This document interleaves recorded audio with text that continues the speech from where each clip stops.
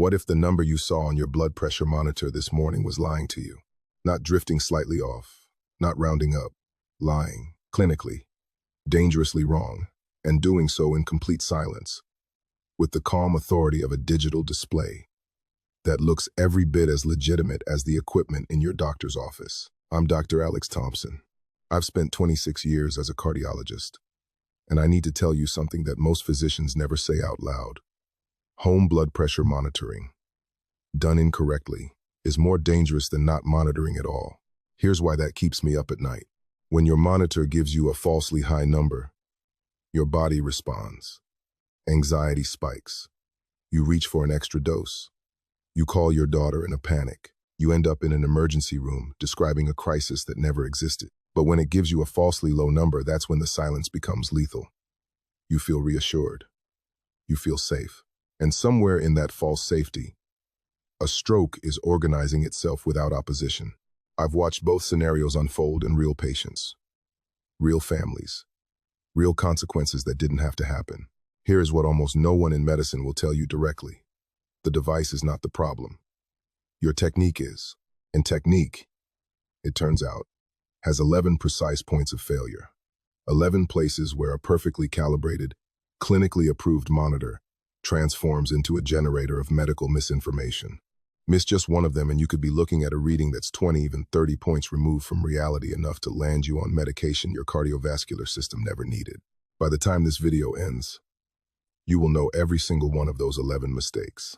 But more than that, you'll understand why mistake number 1 sits in a category of its own, why it's the error I see most often, the one that compounds everything else, and the one that has caused more unnecessary prescriptions, more unnecessary fear, and more unnecessary suffering in patients over 60 than almost any other single factor I've encountered in my career. We're going to begin, however, not with number 1, but with number 11, with a woman I'll call Margaret, because her story will show you something both remarkable and deeply unsettling, how the most innocent change in your morning routine can silently corrupt everything. Margaret had done everything right. She was 68, a retired school teacher from suburban Connecticut, organized, conscientious, the kind of woman who still kept a paper calendar and read the instructions before operating any new device. When her doctor suggested home blood pressure monitoring, she treated it like a professional assignment. She researched monitors, purchased a top-rated model, and began measuring every morning with the discipline of someone who understood that her health was worth taking seriously. For 3 years, the numbers held steady. 124 over 77, 126 over 79. Textbook. Her physician called it beautiful. Margaret called it peace of mind. Then one Tuesday morning, everything changed. 165 over 94. She blinked at the screen and pressed the button again. 168 over 97. By Friday, it read 172 over 99. In 5 days, a woman with picture-perfect blood pressure appeared to be careening toward a hypertensive crisis. She was frightened, rationally, systematically frightened, the way careful people get when the data they've trusted suddenly turns against them. But here is what Margaret could not have known. Her health hadn't changed at all. Her routine had. 6 weeks earlier, her son had gently encouraged her to add some light movement to her mornings. Nothing ambitious, just a short walk down the block and back, maybe 4 minutes total, followed by a single flight of stairs to her bedroom where she kept the monitor on the nightstand. Sensible, modest, the kind of advice any physician would applaud, and it was destroying her readings. That walk, effortless as it felt, was enough to activate her cardiovascular system in ways that persisted long after she sat down. Her heart rate remained subtly elevated. Her sympathetic nervous system, the one that governs your fight or flight response, was still quietly humming. Her blood vessels hadn't fully returned to their resting state, and she was placing the cuff on her arm in the middle of all of it. This is mistake number 11. Measuring blood pressure without adequate prior rest, and it can inflate your reading by 30, 40, even 50 points. Your resting blood pressure and your post-activity blood pressure are not the same measurement. They are two entirely different physiological states. The monitor cannot tell the difference. It simply reports what it finds and what it finds. When your body hasn't fully settled, is a number that belongs to a different version of you. Margaret's true resting pressure never moved. It was still 125 over 78.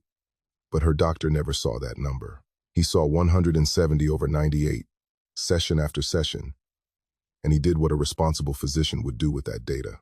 He increased her medication. Her actual blood pressure, already normal, fell to 93 over 58. She began feeling lightheaded climbing stairs. She nearly collapsed in her kitchen on a Wednesday morning, reaching for a coffee mug. The rule from this point forward is absolute. 5 full minutes of seated, silent, complete rest before every single measurement. No exceptions. Not even for a walk to the mailbox. Now, mistake number 10 is one most people commit every morning without a second thought. And your bladder is entirely responsible. Harold's story contains a lesson that goes far deeper than bladder physiology. What it reveals is this. Blood pressure is not a number. It is a snapshot, one frame pulled from a constantly shifting biological film that responds, in real time, to everything happening inside and around you. Your posture, your breathing, your emotional state, the glass of water you drank 40 minutes ago, the argument you had yesterday that you think you've already forgotten. Every mistake we're going to examine exploits one thread in that dynamic system. Pull the wrong thread at the wrong moment, and the entire reading unravels.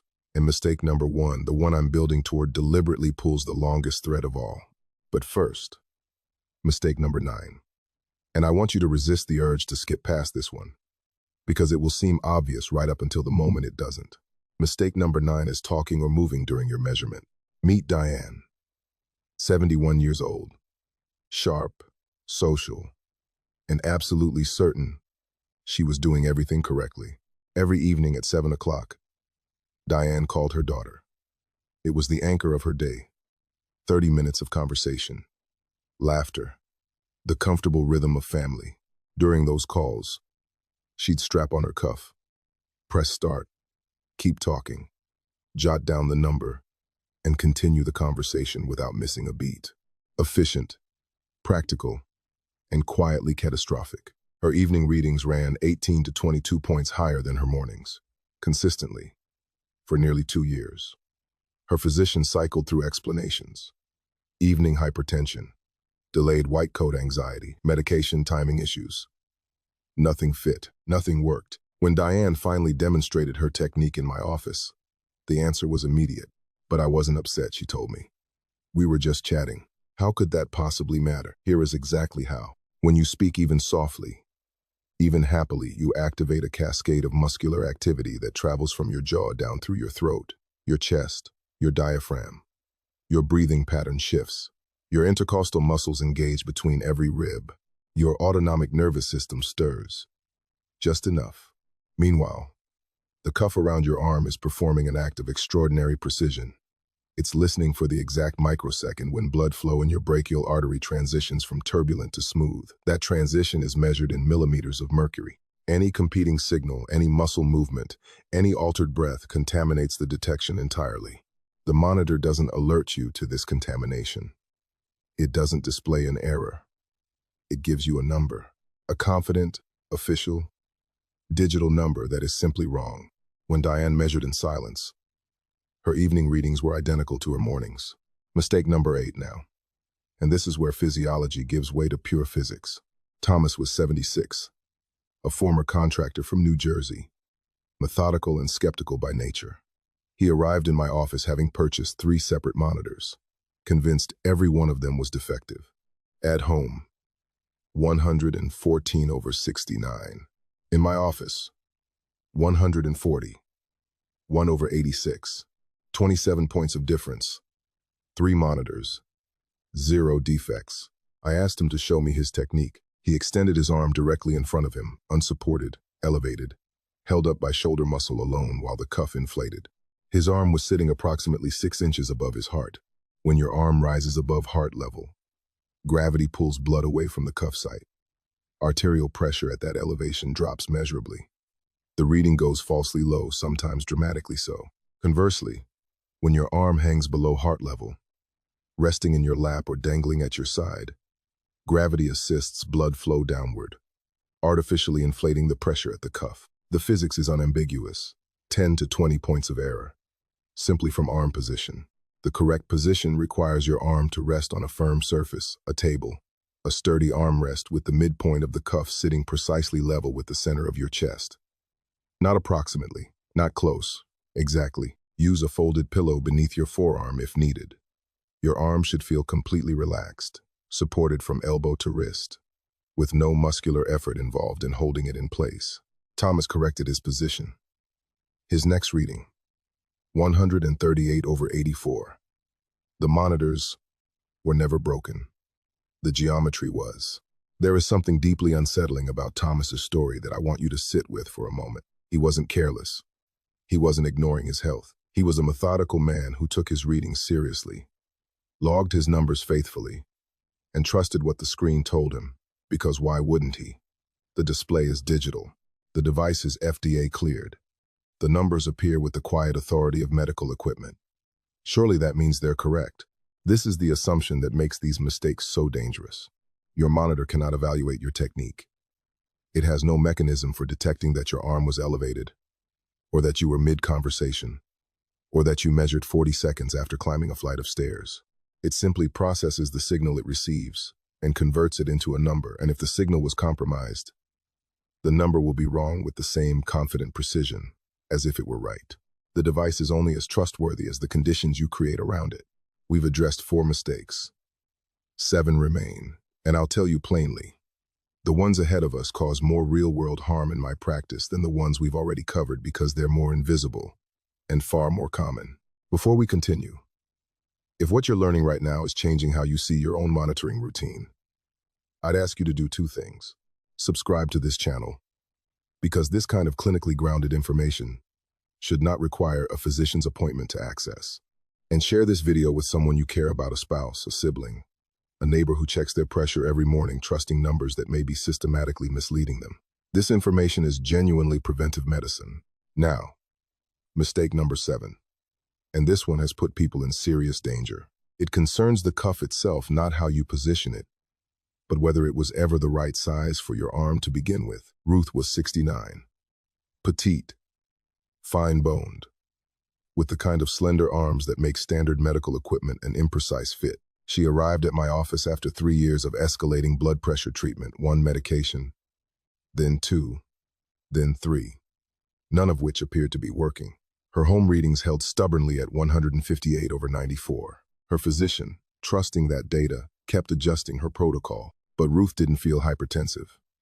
She felt like she was disappearing, dizzy on standing, exhausted by mid-morning, too weak to walk her dog around the block without steadying herself against a fence. These are not the symptoms of high blood pressure. These are the symptoms of blood pressure that has been pushed dangerously low by medications prescribed for a condition that didn't exist. When I measured the circumference of Ruth's upper arm, it was 9 inches. Her cuff was designed for arms between 11 and 14 inches. Here is the mechanical reality of what that mismatch does. An oversized cuff cannot generate focused, adequate compression against the artery beneath it. The pressure disperses across too broad a surface. The monitor, unable to detect blood flow at normal inflation levels, continues inflating, registering a falsely elevated threshold as your systolic pressure. The number it reports is not your blood pressure. It is an artifact of poor fit. We placed a small adult cuff on Ruth's arm. Her reading, 116/74. Perfectly normal. She had been over-medicated for 3 full years based on measurements that were never accurate. The inverse error is equally serious.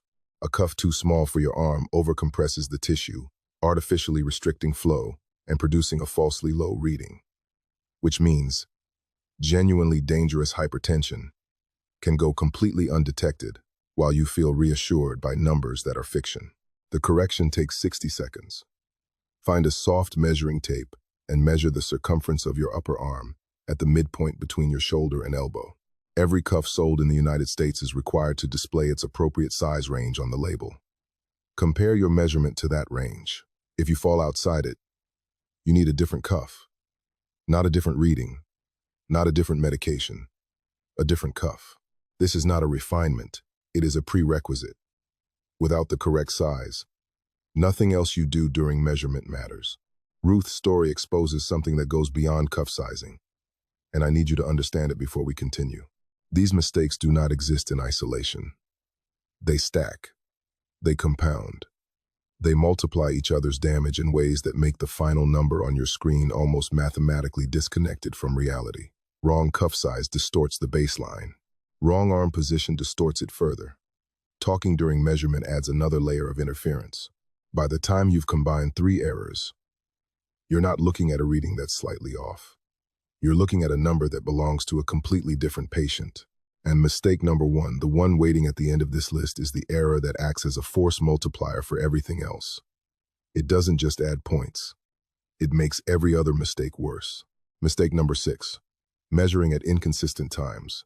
Franklin was 72, a retired accountant from Philadelphia, who approached his health the way he once approached quarterly reports, with documentation, discipline, and absolute confidence in his own system. The problem was that his system had no architecture. He measured whenever the thought occurred to him. 6 in the morning some days, early afternoon on others. Late at night when he couldn't sleep, his log looked like a seismograph during an earthquake reading, swinging from 114/71 to 163/96, with no discernible pattern and no coherent story. His physician was confounded. His medication was adjusted repeatedly, chasing numbers that refused to stabilize. But Franklin's blood pressure wasn't unstable.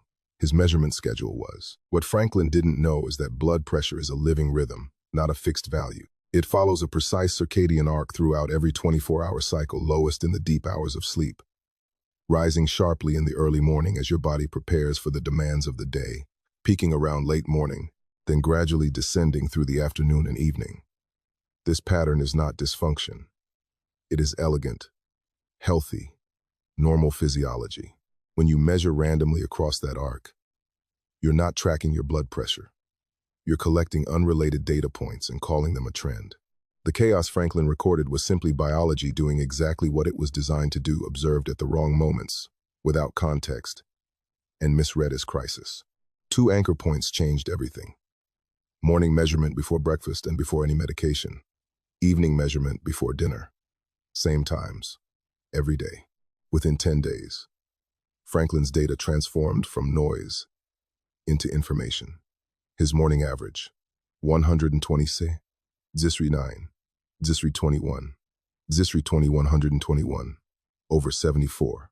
Controlled, stable, and completely fine. Mistake number 5 is the one that quietly makes all the others permanent. Sandra was 67 when she came to her appointment, and described her home readings as pretty good mostly. When I pressed for specifics, actual numbers, dates, times, she offered approximations. Around 130, she thought. Maybe 140 on some days. She wasn't sure about the lower number. 3 months of daily monitoring, and she had nothing a physician could use. This is more common than you would imagine, and the consequences are more serious than most people recognize. Human memory is not a reliable medical instrument. We remember the readings that frightened us and quietly discard the ones that didn't. We round numbers up and down without realizing it. We forget whether we measured before or after coffee, before or after that difficult phone call. The result is a verbal summary that feels like data but functions like fiction. What your physician needs is a written record, date, time, all 3 readings, both numbers, and brief notes about anything unusual. Stressed this morning. Forgot evening medication. Poor sleep last night. That context is not incidental. It is frequently the difference between a correct clinical decision and a harmful one. 2 weeks after we gave Sandra a structured log, a clear pattern emerged. Her evening readings ran consistently, 15 points above her mornings. We adjusted the timing of her medication. The asymmetry disappeared. We found the answer because we finally had real data to read. Here is the principle that connects all of this to what's coming. A pattern you cannot see cannot be treated. And if mistake number 1 is corrupting every reading at the source, logging those readings faithfully gives you nothing but a meticulous record of errors. A perfect log of corrupted readings is not medical data. It is a beautifully organized record of a problem that was never properly seen. Which brings us to the layer of error that most people never anticipate because it doesn't come from the device, the cuff, or the chair. It comes from inside you. Mistake number 4. Measuring while your nervous system is activated. Edward was 70, a retired journalist from Manhattan who had spent 4 decades wired into the news cycle. Retirement hadn't changed that. Every morning, he made his coffee, sat in his armchair, turned on the television, and measured his blood pressure while the morning broadcast filled the room. His readings were consistently alarming. 157 over 94, 161 over 96. His physician escalated his medication twice in 1 year. Edward was convinced his cardiovascular system was deteriorating. What was actually deteriorating was his measurement environment. The news, the crime reports, the political conflict, the economic anxiety, the quiet drumbeat of catastrophe that modern broadcasting has perfected was triggering a genuine physiological stress response, while Edward sat calmly in his armchair believing he was relaxed. Cortisol was elevating. Adrenaline was quietly releasing. His sympathetic nervous system was engaged. His peripheral blood vessels were constricting in the subtle but measurable way they always do when your brain perceives threat, and he was placing the cuff on his arm in the middle of all of it. I asked him to move his monitor to a different room. No television, no phone. 5 minutes of silence before every measurement. His next reading, 129 over 81, 28 points lower. Same man, same morning, same cardiovascular system. But Edward's case contains a darker pattern I see regularly in patients over 60. Many people monitor their blood pressure precisely because they're anxious about their blood pressure. The anxiety of measuring raises the reading. The elevated reading deepens the anxiety. They measure again immediately. It climbs further. The cycle is self-reinforcing and entirely invisible to the physician reviewing the log. White coat hypertension, the well-documented phenomenon of blood pressure rising in clinical settings due to anticipatory anxiety, happens just as readily in your living room. The white coat is not the trigger. The anticipation is. Your measurement environment must be deliberately, intentionally calm. Separate room. Television off. Phone silenced. 5 minutes of quiet sitting. If you've had a difficult conversation, received upsetting news, or feel tension you can't immediately name, wait. 30 minutes. The reading you take while activated is not your blood pressure. It is your stress response. Wearing your blood pressure's clothing. Mistake number 3 will surprise you. It surprised most of my patients because it requires doing something almost no one thinks to do. Patricia was 73. Active, conscientious, and entirely reassured by 5 years of home monitoring on her left arm. Her readings were consistent and normal. 121 over 76. She brought her log to every appointment. Her physician was satisfied. During a routine physical, a covering physician measured both arms as part of a standard protocol. Left arm, 120, 1 over 76. Right arm, 160, 8 over 102. 47 points of difference. Imaging revealed significant arterial narrowing on the right side, a structural obstruction that had been quietly escalating her stroke risk, while her left arm reported perfect numbers. She required urgent intervention. Had she continued monitoring only her left arm, we might not have discovered this until she was in an emergency room. A discrepancy greater than 15 points between arms is not a measurement artifact. It is a clinical signal, one that warrants immediate imaging and physician evaluation. Here is the protocol. When you begin home monitoring, measure both arms every morning for 1 full week. If one arm reads consistently higher by more than 10 points, that is your monitoring arm going forward, and your physician needs to know about the difference. If both arms track within 10 points of each other, choose one and remain consistent. Recheck both arms every few months. A new significant gap where none existed before is not something to note and ignore. It is something to act on immediately. Blood pressure monitoring exists for one reason: to detect what you cannot feel. But detection requires signal clarity. If your technique is compromised, if mistake number 1 is running underneath every reading like a current you can't see, you are not detecting anything. You are generating noise. And as Patricia's story makes painfully clear, noise doesn't just fail to protect you. It can actively conceal the warnings that would have. We are now at the second most consequential mistake on this list. And after everything you've learned, this one is going to reframe how you think about every reading you've ever recorded. Mistake number 2. Taking a single reading and accepting it as truth. Your blood pressure is not a static value. It shifts minute to minute in response to variables so subtle you'd never notice them: a breath held slightly longer than usual, a muscle that hasn't fully released, the quiet anticipation of seeing a number you're not sure you want to see. Vincent was 68. a retired contractor from New Jersey who measured faithfully every morning and couldn't understand why his readings seemed to belong to different people. One morning, 126/81. The next, 153/96. Then 138/83. His physician couldn't construct a clinical picture from data that scattered this wildly. In my office, I had Vincent take 3 consecutive readings with 2 minutes of silence between each one.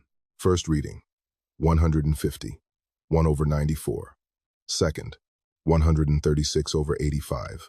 Third, 129/79. His body was simply finishing the process of settling. The first reading captured residual tension, physiological, neurological, the low hum of anticipation. By the third reading, that interference had cleared. The protocol is straightforward. 3 readings per session, 1 to 2 minutes apart. In complete stillness. Discard the first. Average the second and third. That average is your blood pressure for that session. Vincent's true average, 127/77, perfectly controlled.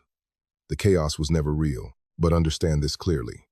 3 readings only produce reliable data if the foundation beneath them is sound. If mistake number 1 is corrupting every measurement at the source, you aren't averaging 3 readings. You're averaging 3 versions of the same error. We've arrived.